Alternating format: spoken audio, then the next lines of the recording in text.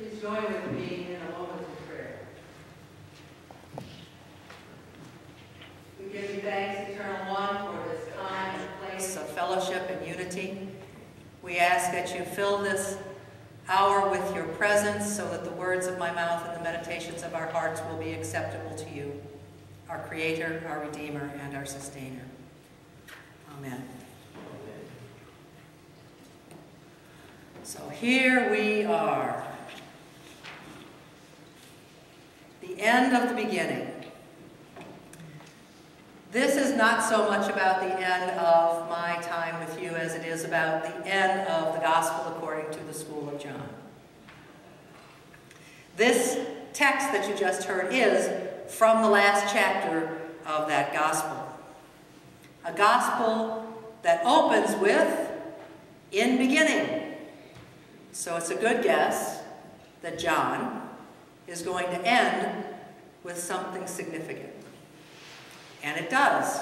It ends with a new reality for first century disciples and for 21st century disciples.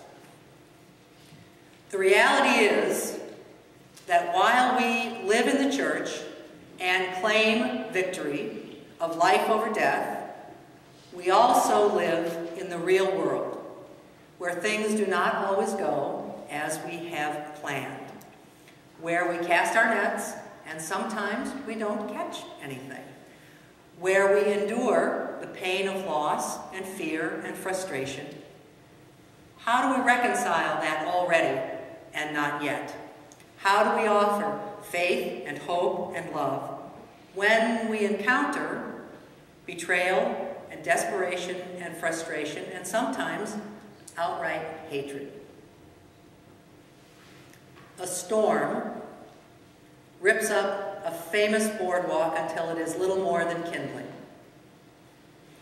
A disturbed young man with a couple of guns kills 26 people, most of them children, in under 5 minutes. 2 district attorneys are murdered in their homes. A cruise ship flounders at sea. A debilitating disease takes the life of a mouseketeer.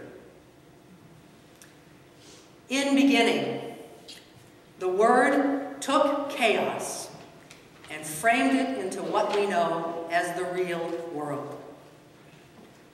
But chaos doesn't like to stay contained. It doesn't stay quiet for long.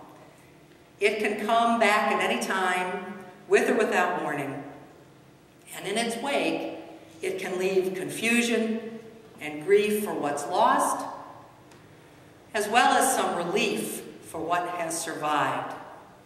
And that is the paradox of change, of transition, of life itself. Grief mixed with relief, what is lost and what is gained. That can leave us feeling confused. It can leave us sometimes feeling quite powerless, much like the characters that we meet in the gospel story that we heard today. Like them, we have to learn to carry on. And we do. Let's start with the Gospel's shift in time and place from what we heard last week, what we've been hearing for the last couple of weeks. This text says nothing about how much time had elapsed between Jesus' appearances to his disciples in that locked upper room and this story that we heard today. But it had to have been a few days at least, because this story does not take place in Jerusalem, but at the Sea of Tiberias, also known as the Sea of Galilee, near Capernaum, where Jesus and Peter and several of the others lived and worked before the peripatetic ministry began. I love using that word. That's a great word. You can't use that in very many places. Before Jesus' itinerant ministry, his walking around from this place to that place and taking his story with him, before all of that began, they were fishermen and carpenters and ordinary people living near the Sea of Galilee. Every time I hear this story, the story of the catching of the fish and feed my lambs, feed my sheep, every time I hear this story, I think of my New Testament professor, Ray Brown. there is a well-known eatery called the West End Pub at 113th Street and Broadway in the city of New York. It is frequented by students from Columbia and Union and Jewish Theological Seminary and Manhattan School of Music and Teachers College, all kinds of student populations there that go to the West End Pub. One evening I was there with some friends, and Ray came in wearing all of his formal clerical attire, something that he rarely did outside of the classroom. And someone trying to tease him a little bit, so I come in and said, "Ray," actually I think they said Father Brown, "Father Brown, what are you doing here?" And without a pause, he said, "I'm looking for lost sheep." Since the Reverend Doctor, 2 earned doctorates, about 30 honorary doctorates, Father Raymond B. Brown, SS, was the world's foremost authority on the Gospel of John and the Johannine epistles. I suspect that he felt very, very comfortable with language about the sheep. I'll do my best to try to share a little of what I think he helped me learn.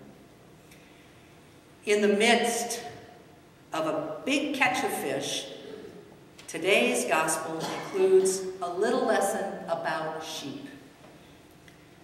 Remember that at least 7, Larry read the names, there are at least 7, of the disciples have gone back to Capernaum to resume their ordinary lives. They are fishing again. On this one particular evening, they caught nothing. That meant that their boat was riding high in the water, so it would be obvious from shore that they had failed to haul in very much, if anything. And from shore, somebody calls out, not "Father Brown, what are you doing here?" but "You haven't caught anything, have you?" Now, how many of you are fishermen or fisherwomen? Anybody? How many people who fish want to hear that? "You haven't caught anything, have you?" Their response was probably a little bit irritated. "No." At the suggestion of the one on shore, they cast their nets again onto the right side, maybe the good side, but certainly the other side, and immediately the net is so full that they can barely haul the catch on board. Now, somewhere in this story we hear that there were 153 fish. All of you who've been in Bible study when I've talked about numbers of completion, that isn't one. What this number means, I have no clue. Furthermore, Ray Brown has no clue. Anyway, the landlubber on shore is identified by the disciple whom Jesus loved, assumed to be John, the composer or the school of thought that we read about in this gospel. This John says it's the Lord.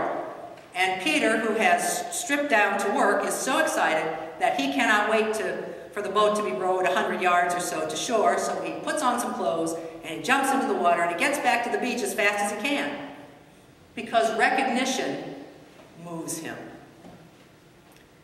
The others catch up, and Jesus makes breakfast for them. Fish and bread. This becomes a sort of sacramental reunion. The last time they were together, they broke bread, they shared a cup, but they had a full meal as well. Here, upon this recognition that the Lord is there, they come to shore and he again shares with them a meal. And after he feeds them, Jesus questions Simon. You'll notice it doesn't say Peter, the rock. Jesus questions Simon, Shimon, the one who hears. The son of Jonas, also Jonah, right? Simon, son of Jonas. Jonah, by the way, means dove. Jonah is the one, of course, who was himself swallowed by a big fish. So there's a lot of interesting play going on here. Jesus questions Shimon, Simon, 3 times. That echoes the 3 times that Peter was questioned outside the praetorium when Jesus was on trial. That night, he was asked twice, "Aren't you one of the disciples? And didn't I see you in the garden with him?" And of course, each time, he says no. He failed a test of discipleship. Were you with him? No. Now he gets another chance. In this story, the School of John reminds us that not all sheep are lost, but all of them need to be fed and tended. The world is filled with sheep, followers of the Good Shepherd. And those who take his message seriously are called to renewed discipleship and then invited again and again and again to follow, to find a way to live in the paradox of grief and relief, to live in the victory of the cross and in the pain of the shadow that it casts, to live in the spirit of another imperative, one that Jesus gives at the last moment of his ordinary life: forgive them. That's what the heart and soul of Easter is all about. The Easter season is all about. The living as Easter people is all about. When violence and oppression and apathy leave us stunned, create chaos, they don't leave us powerless. We learn how to embrace hope while fear surrounds us. And if we're truly open to the power of love, we learn how to forgive without forgetting. It is hard to deal with chaos, with despair and destruction and devastation, but that is what we are called to do as disciples of the Christ, because when we are hurt or frustrated or troubled or angry, probably someone else is too.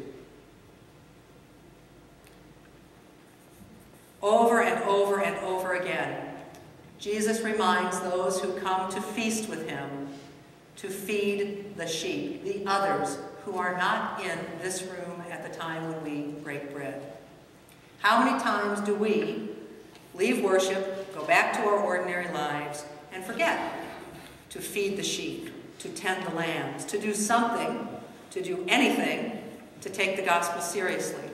Not just the part that blesses us, but the part that requires us to work hard, to cast the nets over and over and over again until the catch is so bountiful that we have trouble hauling it in. My interim draws to a close. My interim service with you draws to a close. We have done a lot of good things. There are a lot of things still left to do. You may have to fish around before you find how to get everything you want to accomplish accomplished. We may all have to fish around before we find a way to trust in the divine ability to snatch victory from the jaws of defeat over and over and over again. And the next time we cast our nets, we may be overwhelmed by the bounty that it yields. For sure, it's going to rock the boat. Don't be afraid. You can do it. This is not the beginning of the end. It's just the end of the beginning. It's the last day that Jesus is with his flock, but his teaching remains. May the Good Shepherd feed you and feed me always in spirit and in truth. Amen.